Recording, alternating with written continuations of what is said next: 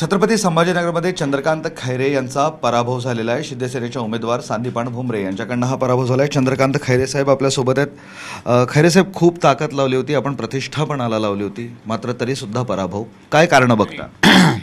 म्हणजे सगळ्यांचं मत असं होतं की तुम्ही निवडून येणार, तुम्ही निवडून येणार, आणि आम्ही तुम्हाला मतदान केलं, आम्ही तुम्हाला मतदान केलं, असं बोटं दाखवून म्हणजे इतकं लोकांनी विश्वास दाखवला होता। आणि स्वतःहून म्हणायचे लोक, असं नाही, आणि प्रामाणिकपणे म्हणायचं।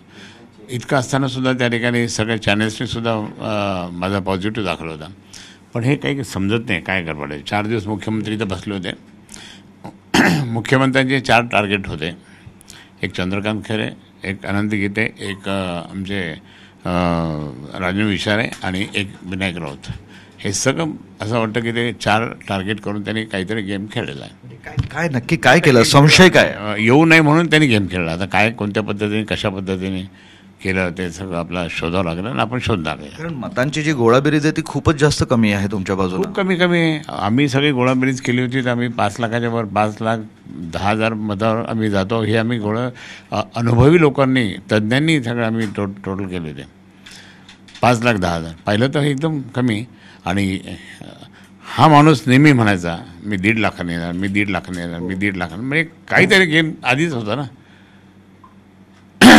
आणि त्यांचे लोक हे म्हणायचे ह्या बूथवर, आता ह्या बूथवर 500 मिळणार आपल्याला, आपले लोक होते ना बाजूला, ह्या बूथवर 800 मिळणार आपल्याला, तेवढेच मिळायचे।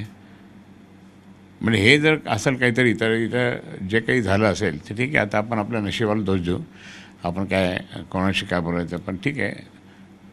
आता पण मी तर पक्षाचा माणूस आहे, मी पक्षाचा नेता आहे, तर त्यामुळे आता मी पक्षाचंच काम करेल, बाकी काही नाही। ही सगळी सेटिंग होती असं वाटतं? ही सेटिंग तर होतीच, ही सेटिंग होती। ही की आपण, तुम्ही स्वतःही खूप भावनिक झाले होते, खूप आक्रमक असायचे, तुम्ही खूप जास्त भावनिकही झाले होते, लोकांनी पण प्रतिसाद दिला होता, खूप चांगला प्रतिसाद। लोक स्वतः म्हणायचे, आम्हाला फक्त कोणाला विचारलं तर खैरे साहेब, खैरे साहेब, खैरे साहेब असे म्हणायचे। मग इतकं असताना यांनी मुख्यमंत्री 2-3 दिवस थांबले, रात्री इथे यायचे, काय ते काय, कोणाकोणाशी बोलवलं, काय बोलवलं, असं कोणत्याने केलं। पक्षातल्या लोकांनी तुमच्या काम केलं सगळ्यांनी? कारण गेल्या वेळेस पक्षाच्या लोकांनी आता काम केलं आहे, पण म्हणजे आता काम केलं आपण नाही म्हणता येणार नाही, त्यांना कार्यकर्ते येते, कार्यकर्त्यांना परत उभारी देऊन मजबूत स्ट्रॉंग करायला पाहिजे। आता सोबतच्या नेत्यांनी काम केलं आहे? आमच्या सोबतच्या नेत्यांनी ते क्वचित होते, ते बाकी नव्हते, बाकी ते बाहेर खूप फिरत होते भाषणं करत। म्हणजे इथं फारसा त्यांनी प्रभाव नाही दिसला? नाही, इतका नव्हता, पण थोडंसं आपला येऊन हजेरी मारून जायचं ते। अच्छा, पण खरं साहेब आता पुढे काय?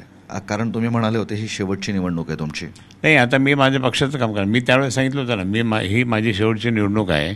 शेवटची निवडणूक जिंकून 5 वर्ष काम करेल आणि त्याच्यानंतर पुढे मग प्रचारक म्हणून काम करेल शिवसेनेचा, पूर्ण देशात प्रचारक म्हणून।